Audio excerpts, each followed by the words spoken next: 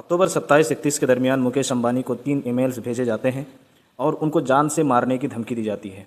Email भेजने वाला अपना नाम शादाब खान लिखता है, मतलब ईमेल शादाब खान के नाम पर बना होता है। पुलिस जब उसको गिरफ्तार करती है तो वो 21 साल का हिंदू नौजवान रजवीर कांत निकलता है। पुलिस के मुताबिक उसने वीपीएन का इस्तेमाल किया और शादाब खान का नाम, जो पाकिस्तान का क्रिकेटर शादाब खान है, वहाँ से हासिल किया और उसने उसके नाम से ईमेल बनाया और उसी ईमेल के ज़रिए से मुकेश अंबानी को धमकी भरे मैसेजेस भेजे।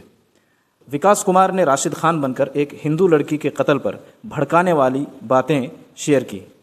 पुलिस ने जब गिरफ़्तार किया तो उसने कबूल किया कि पहले अपना नाम वो बताता था वीडियोज़ में, लेकिन लोगों ने उसे मशवरा दिया कि वायरल अगर होना है तो मुस्लिम नाम इस्तेमाल करो और यही सारी बातें कहो।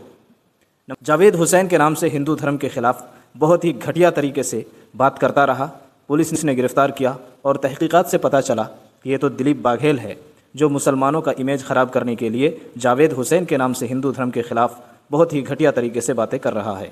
नंबर 4, कानपुर में एक ट्यूशन टीचर ने एक 17 साल के स्टूडेंट को कत्ल कर दिया, मर्डर कर दिया और सबूत मिटाने के लिए ख़त में अल्लाहु अकबर लिख दिया और उस लेटर को छोड़ दिया ताकि पुलिस को गुमराह किया जा सके। पता चला कि वो एक टीचर जो है हिंदू है और उसने बचने के लिए ये तरीका अपनाया और मुसलमान नाम को बदनाम किया। नंबर 5, केरला में कुछ लोगों ने एक फ़ौजी को पकड़ा और खूब उसको मारा पीटा और उसकी पीठ पर PFI लिख दिया, popular front of India.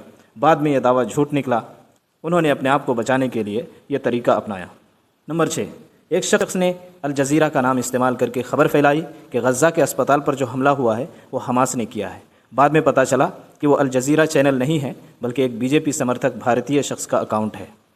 Number 7, cricketer Virat Kohli की 9 माह की बेटी को रेप की धमकी दी और लोगों ने उसे पाकिस्तानी मुस्लिम समझा क्योंकि प्रोफाइल का नाम आमिना था। एक सॉफ्टवेयर इंजीनियर था और उसका असल नाम राम नागेश था। नंबर 8, कर्नाटक में डेविन देविया ने मुसलमान नाम से एक लोकल देवी के खिलाफ पोस्ट किया और लोग समझते रहे कि यह कोई मुसलमान है। मैंने आपके सामने 8 उदाहरण पेश किए। आखिर इन खबरों को फैलाने का मकसद क्या है? ये हिंदू नौजवान क्यों अपने आप को मुसलमान नाम से पेश करते हैं और उसके बाद कोई अपराध करते हैं, या अपराध करने के बाद मुस्लिम नाम का इस्तेमाल करते हैं? कोई अल्लाहु अकबर लिख के चला जाता है, कोई मुस्लिम नाम से अकाउंट चलाता है, कोई मुस्लिम नाम से खबर फैलाता है और इस तरह से मुस्लिम कम्युनिटी को टारगेट करने की कोशिश करता है। आखिर इसकी वजह क्या है? एक धड़ा जो RSS का है, BJP का है, वो ये काम कर रहा है कि मुसलमानों का जो पास्ट है, अतीत है, उसको बिल्कुल ही बदनाम कर दिया जाए। इसीलिए मुस्लिम राजा महाराजाओं पर बहुत ही भद्दी टिप्पणियां करता है, उनको क्रूर शासक बताता है, उनको गुंडे और लुटेरे बताता है, ताकि हिंदुओं के दिल में मुसलमानों की नफ़रत पैदा हो। अब कुछ हिंदू जो लोग आंखें खोले हुए हैं, देश की हालात को जानते हैं, मुसलमानों का क्या योगदान रहा इस देश के लिए, वो दिन रात पढ़ते रहते हैं, उनके जहन में ये बात बैठ सकती है कि वो तो अतीत है, वो तो पहले ज़माने में जैसे हिंदू राजा थे वैसे मुस्लिम राजा थे। इसलिए उन बातों को ना दोहरा करके आजकल के जो मुसलमान हैं उनको देखा जाए। आजकल के मुसलमान तो बड़े देश प्रेमी हैं, देश के लिए उनकी सेवाएं भुलाए जाने के लायक नहीं हैं। तो इस नैरेटिव को तोड़ने के लिए ये चाल चली गई कि बड़े बड़े अपराध करो और मुस्लिम नाम को बदनाम करो। अगर मुस्लिम नाम वाकई में है तो फिर कोई बात नहीं है, उसको हर जगह मीडिया पर ये उछाला जाएगा उस नाम को, यहाँ तक कि घर घर में उस नाम का चर्चा होगा। लेकिन अगर नाम ना भी हो तो एंगल तलाश करने की कोशिश ज़रूर होगी कि कोई मुस्लिम नाम तो नहीं है इसके पीछे। और इससे भी काम ना चले तो हिंदुओं को ही आगे कर देंगे, अपने पैर पर कुल्हाड़ी मारेंगे, खुद मर्डर करेंगे, खुद फांसी देंगे, खुद जुर्म करेंगे और उसके बाद मुस्लिम नाम से अपने आप को प्रचार करेंगे। दूसरा मकसद ये है कि बहुत सारे लोग मुस्लिम नाम लेकर के, चूँकि वो हिंदू है उन पर कोई शक नहीं करेगा, इसलिए मुस्लिम नाम से अकाउंट चलाते हैं और मुसलमानों को बदनाम करके अपने आप का बचाव करते हैं। बहुत सारे लोगों का मकसद ये भी होता है कि बच जाएं। अभी कुछ महीने पहले की खबर है कि योगी आदित्यनाथ के नाम से मंदिर बना दिया।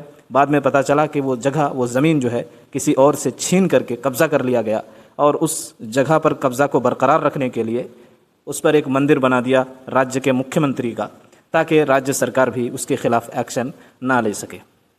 अब आप ये कहेंगे कि चलो पुलिस तहकीकात करती है और उसके बाद हकीकत का पता चल ही जाता है और इससे मुस्लिम नाम की जो बदनामी होती है वो रुक जाती है। लेकिन ठहरिए एक मिनट, जैसे ही मुस्लिम नाम सामने आता है, मिसाल के तौर पर विराट कोहली बहुत ही मशहूर क्रिकेटर है, अब उसकी 9 महीने की बेटी को कोई रेप की धमकी दे रहा है और नाम इस तरह इस्तेमाल कर रहा है जैसे वो मुसलमान का नाम है, तो जितने दिन तक तहकीकात चलती है उतने दिनों तक मुस्लिम नाम की बदनामी हर जहन में बैठ चुकी होती है। लोग खूब ट्विटर का इस्तेमाल करते हैं, इंस्टाग्राम का इस्तेमाल करते हैं और भड़काते हैं एक दूसरे को, कहते हैं ये देखिए ये इस्लाम कैंसर है, ये इस्लाम के मानने वाले इस तरह की सोच रखते हैं, ये जो है विराट कोहली की नौज़ायदा बेटी जो अभी तक चलना नहीं सीखा है उसको धमकी दे रहे हैं वगैरह वगैरह। तहकीकात होते होते सालों गुजर जाते हैं और उसके बाद पता चलता है कि ये तो भाई राम नागेश है और ये हिंदू सॉफ्टवेयर इंजीनियर है। लेकिन इस बात का चर्चा नहीं होता है। जो चर्चा पहले अफवाह पर हो जाता है उतना चर्चा सही खबर पता चलने पर अगर हो जाए तब तो कोई बात ही नहीं। लेकिन इसका ये नतीजा निकलता है कि मुस्लिम नौजवानों के ख़िलाफ़, मुस्लिम बुज़ुर्गों के ख़िलाफ़, मुस्लिम महिलाओं के ख़िलाफ़ इतनी नफ़रत भर चुकी होती है कि मुस्लिम नाम देखते ही उनका खून खवलने लगता है। उनको लगता है ये कोई मुजरिम है, ये कोई क्रिमिनल है। यानी हर मुसलमान उनकी नज़र में क्रिमिनल बन जाता है। ट्रेन में, बसों में, सड़कों में, ऑफिस में, एयरपोर्ट में, जहाज़ में, हर तरफ उनको क्रिमिनल की नज़र से देखा जाता है और कोशिश की जाती है कि कब मौका मिले कि इसको मैं थप्पड़ जड़ दूं। अभी जो है कुछ वाक़यात आपके सामने गुजरे हैं और आपको मालूम भी होगा कि दाढ़ी टोपी है तो उसको थप्पड़ मार दो, बुज़ुर्ग है उसका कोई सम्मान नहीं, महिला है उसका कोई सम्मान नहीं, बच्चा है उसका कोई सम्मान नहीं, बल्कि अपने भड़ास को निकालने के चक्कर में बहुत सारे युवक सरगर्म रहते हैं। इन नौजवानों का जब प्रोफाइल खंगाला जाता है तो पता चलता है कि यही सबसे बड़े क्रिमिनल और सबसे बड़े मुजरिम हैं, समाज के यही कैंसर हैं और मुसलमानों को और इस्लाम को कैंसर बोलते हैं। हिंदुस्तान में मुसलमान और हिंदू जो आपस में रहते आए हैं, दोनों ने साझा लड़ाई लड़ी है, उनको बदनाम करने की कोशिश करते हैं, उनके दरमियान नफ़रत के बीज बोने की कोशिश करते हैं। भला बताइए कि हिंदुस्तान को आज़ाद करने के लिए अंग्रेज़ों से जिसने लोहा लिया सबसे पहले वो औरंगज़ेब था। औरंगज़ेब ने अंग्रेज़ों को 50-60 साल तक उठने नहीं दिया। नवाब सिराजुद्दौला ने अपनी जान गंवा दी उन्हीं से मुकाबला करते हुए।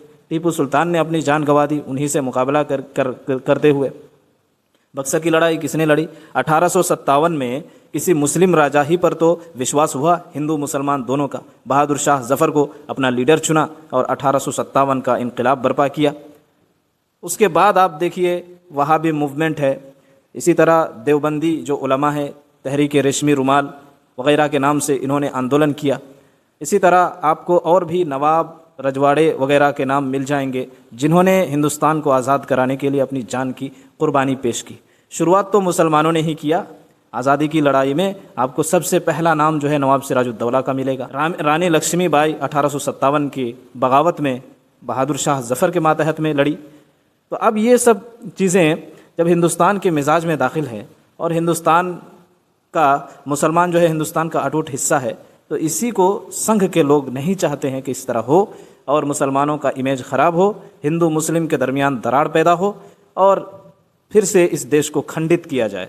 जिन्नाह को बदनाम करने वाले खुद ही इस देश को खंडित करने की कोशिश कर रहे हैं। तो ऐसे नापाक तत्वों से बचने के लिए ज़रूरी है कि इस तरह की खबरों पर आप नज़र रखें। आपको इस्लाम पर कोई एतराज़ है, इस्लाम आपको कैंसर लगता है या मुसलमानों का आचरण आपको सही नहीं लगता, तो आप जो है उसका जवाब तलाश करने की कोशिश कीजिए।